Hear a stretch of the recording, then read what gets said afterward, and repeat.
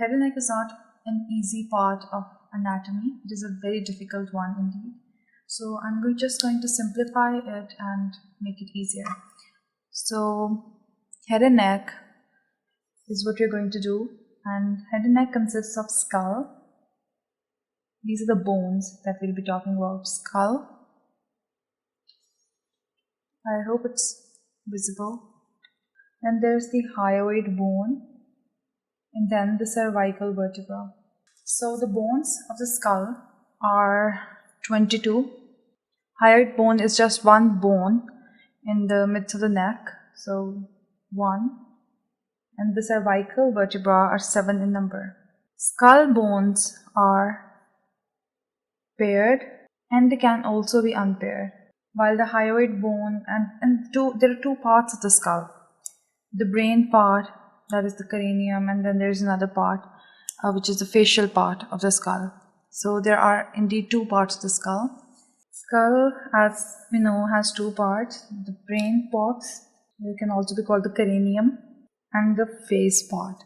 So the cranium it's called cranium, the calvaria, and the brain box, of course. It has 8 bones, while the face has 14 bones. These bones, we can name them as frontal, nasal, maxillary, zygomatic, mandible, parietal, temporal, occipital, lacrimal bone, inferior, nasal, concha. Then there is the ethmoidal bone, or we call it ethmoid bone, the vomer, the sphenoid bone, and the palatine bone. So these are all. But now you'll be thinking that these are just 1, 2, 3, 4, 5, 6, 7, 8, 9, 10, 11, 12, 13, 14 bones. Yet we were saying that there are a lot of bones and that they should be 22 in number. So these bones, which I'll write 2 in front of, are the paired bones actually. So the frontal bone is unpaired, the nasal bone is paired, maxillary bone is paired, zygomatic bone is paired, mandible is 1, parietal bone is paired, temporal bone is paired, occipital bone is unpaired. The lacrimal bone is paired, inferior nasal concha is paired, ethmoidal bone or the ethmoid bone is unpaired, the vomer is unpaired, and the sphenoid is unpaired, while the palatine bone is paired. Now I'll show you these on an atlas. Use any atlas you want, but this one is Frank H. Netter's atlas for anatomy, human anatomy. I find it very helpful, so I'll recommend you buy this one or any other version of the same atlas, because this is actually really good. So we have to identify the bones that we just studied. The first one was frontal bone. This whole blue one you can see is the whole frontal bone. This one is the frontal bone, and you can see it's unpaired. Then we have the nasal bone. This orange one over here is the nasal bone. I'd like to, so this one is the nasal bone.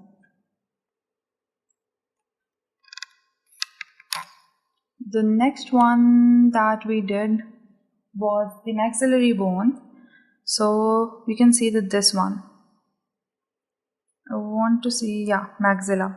This whole is the maxillary bone, the green one. This is its frontal process, and this is it. This is the zygomatic process of the maxillary bone. So this is the whole maxillary bone. Then we have the zygomatic bone. This is the zygomatic bone, this orange one. And over here we can also see the zygomatic bone. So the nasal bone is paired, the frontal bone is unpaired. We can see a suture between it, so it's unpaired.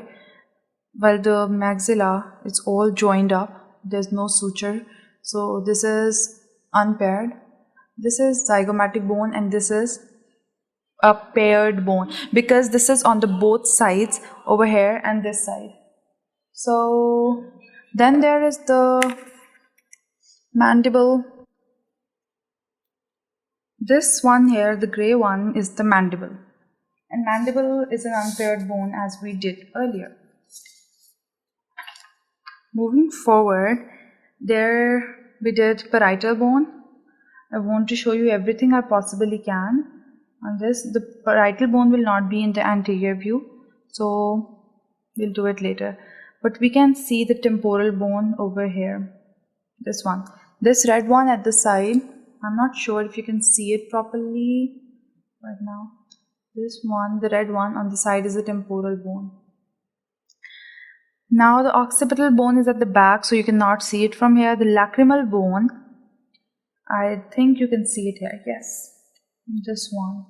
This purple one, this and this is the lacrimal bone, and this is a paired bone. Now the inferior nasal concha should be somewhere here. This is the inferior nasal concha. This one inside, this here. These are like the projections, the bony projections inside the nose, and you'll do it later. This is the inferior nasal concha. Then there's the ethmoid bone. That is somewhere here. So we'll have to see if we can find it, ethmoidal bone. It's not marked though, so I'm trying to find it for you. I'm not being able to. So but the ethmoid, actually this is this one. Let me show you. I can know. Yeah, this one, this gray one, this triangular thing that you can see over here is the ethmoidal bone. Then there's the vomer. This one is the vomer. It is making this whole thing, this long thing is the nasal septum. So the vomer is making the lower part of the nasal septum. This is the vomer, and then this is the perpendicular plate of the ethmoidal bone, and these are making the vomer. And there's another third bone, that is this one, the anterior nasal spine of the maxillary bone. So after this you can see septum. Yeah, we'll do it in the nose when we'll study nose. Sphenoid bone. You cannot see, I think you can. This is the greater wings, the sphenoidal bone. You can see the lesser wing of the sphenoidal bone over here in the orbit. This whole thing is the orbit where the eye is. So, and this is the orbit is formed by the, a part of the orbit is formed by the lesser wing of the sphenoid bone, this part. Then this is the greater wing. This is the greater wing of the sphenoid bone. And over here, this yellow, the whole yellow thing over here, here. This is the greater wing of the sphenoid bone. Now we have to talk about the palatine bone, this which can also not be seen. It is inside the mouth, the roof of the oral cavity indeed. I can actually find it for you. I'll show you some of those. Wait. Okay, so this is the superior view of the skull, and I'm trying to show you this as properly as possible. So over here, put it down. There's a lot of brightness. Okay, so this is the superior view of the skull. This is the anterior side and this is the posterior side. So you can see this part. This is the blue one, is the frontal bone. Now this one is the parietal bone. One parietal bone and the other parietal bone, like the right parietal bone and the left parietal bone. And this one, this that you can see, is the occipital bone. From the posterior view you'll be able to see it properly anyways. So this suture between the parietal bones and the frontal bone, two parietal bones and one frontal bone, not between the parietal bones but over here, this part. There's a suture, and this suture is called the coronal suture. You need to remember this. This is very important from the Viva point of view. Then between the two bones, the parietal bones, there's a suture called the sagittal suture. This is the sagittal suture. And over here, this suture over here is the lambdoid suture, which is between the parietal bones and the occipital bone. And this is the small bone. You'll study about it in general anatomy. The bone, sutural bone. This is a small bone over here. It is called the sutural bone. It is not important because it is just not important. Anyways, there are foramens over here and here. These are the parietal foramens that you can see from this aspect. Anyways, that is it. I'm dragging it a lot, but this is how it is. And this is the basics, so I just don't want to mess this up. This is the brain box. Skull can be divided into two parts, the brain box and the face. I'm gonna do it as fast as I possibly can. So the brain box can be divided into the paired and the unpaired bones, and so can be the facial part, paired and unpaired. Just make these notes in your copy and the neatest possible way so you remember them later. So the paired ones in the brain box are parietal bone and the temporal bone. So being paired means that these are 2 in number. So unpaired ones are the frontal, in the brain box we're talking about, occipital, sphenoidal, sphenoid bone indeed. Okay, so the ethmoid bone. And in the face, the paired are about 6 in number. Nasal, lacrimal, maxillary, zygomatic, inferior nasal concha, and the palatine bones. And I hope that you will be able to recognize them on the face, on the skull if it's given to you. Now the unpaired ones are just 2, mandible and vomer on the face. And maxillary bone has an intermaxillary suture between it, so it's also the paired bone. I was confused about it, I'm sorry. Next, so this is the next part of the head and neck that we're going to do. And this part we're going to do a bone that are very important, bones that are very important in this region of the body or the skeleton. So the temporal bone is what we're going to discuss. It has 5 parts, and those parts can be named as squamous part,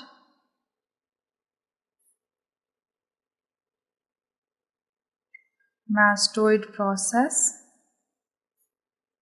If you've already been taking the anatomy classes, you'll be aware of these parts. Zygomatic process, the styloid process, and the petrous part. Now you can write it in brackets in front of these parts that the squamous part is a flat part at the side of the skull. The mastoid process is also at the side of the skull. It's a little behind the ear. You can feel it with your finger. And the zygomatic process is also at the side of the skull. The styloid process is at the base of the skull. And the petrous part is in the interior of the skull. And it is between the middle and the posterior cranial fossa. Now we'll discuss the frontal bone, and in the frontal bone just write down whatever I'm speaking, so it's easier for you because I'm trying to explain it more than to just write it down.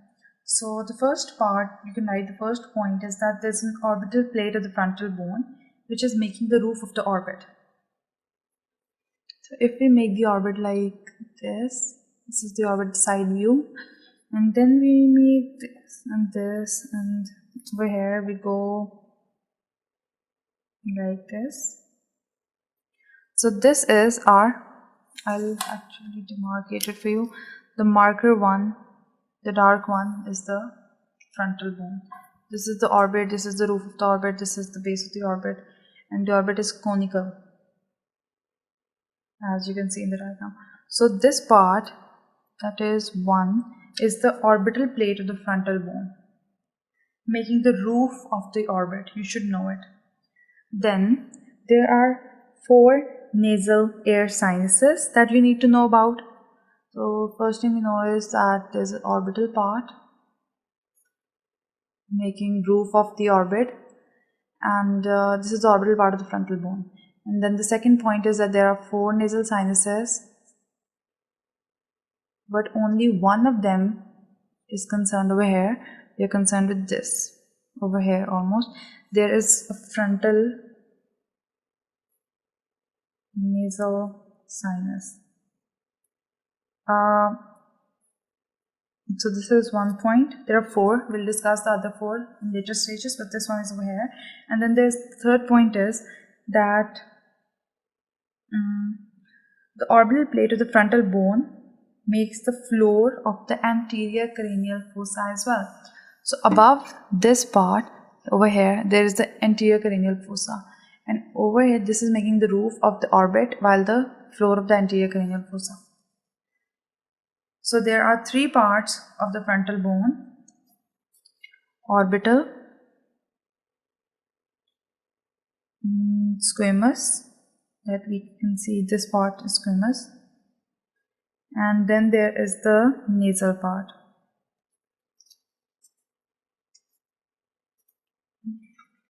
Now the occipital bone, about which I'll speak as less as possible. So it is number 1. The occipital bone has foramen magnum, the biggest of the foramens, and it is the largest foramen in the skull. And the second point that we need to know about it is that we need to know a lot about it, but for now this is important: the occipital condyles. These occipital condyles will make joint with the first cervical vertebra. The first cervical vertebra is called the atlas vertebra. So this actually makes joint with that. And if we said this is the occipital bone,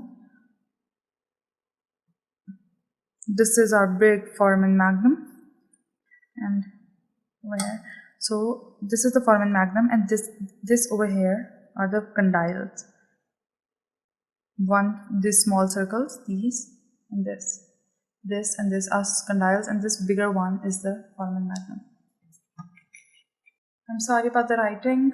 I'm trying to record it in as less time as possible because I really do not have much time. So in both of the sides of the maxillary bones, we can see that there are maxillary air sinuses which are paired. So maxillary air sinus. From the anterior view, we can see that these are just below the orbit.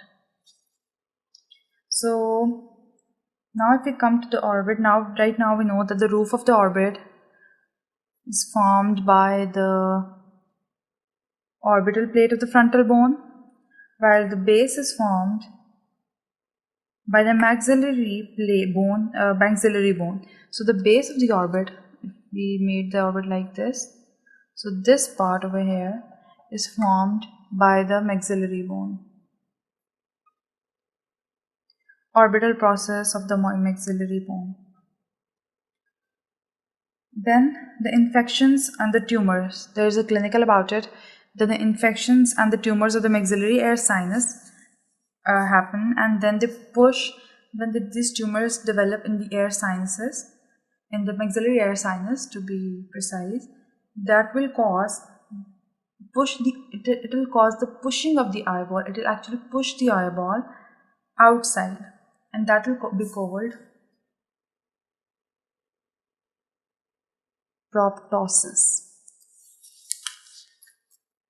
So I hope this is clear.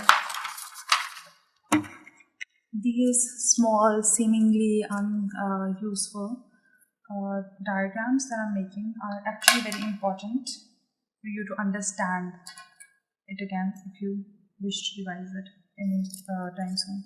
So just make these properly. I'll show you my notes at the end, how I made them. So over here, this diagram, this is the orbit, you can see the conical shape. This is the frontal bone. This hole is the maxillary bone.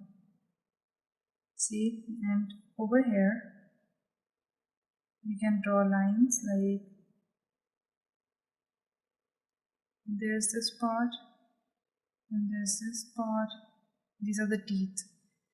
This is something important you'll understand later on. And over here, a little distance, you can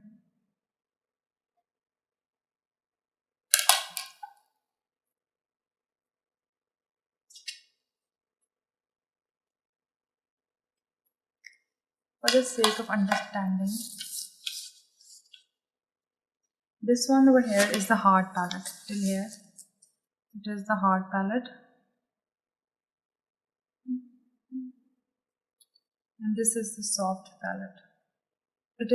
The soft palate is actually made up of muscles, and the hard palate is made up of bone. So anterior 2/3 of this part, the palate, if we discuss the palate, anterior 2/3, my hands are actually very sticky because I just made some cookies, so I didn't wash my hands, I guess. Anyways, so the anterior 2/3 is the hard palate. I'm sorry about the writing though. And posterior 1/3 is the soft palate. You can write these in bold so you can understand. This hard palate again can be divided into two parts. Anterior 2/3, this part is formed by the maxillary bone. So to be precise, which you should be, it is formed by the palatine process of the maxillary bone. And palatine process. And over here, the posterior 1/3 is formed by the palatine bone. And now the palatine bone can be of the horizontal plate of the palatine bone. Horizontal plate. Just when you make your notes, just make them just a little pretty. Maybe I'll show you mine later. Or maybe right now. I wrote them like this, as precise as possible.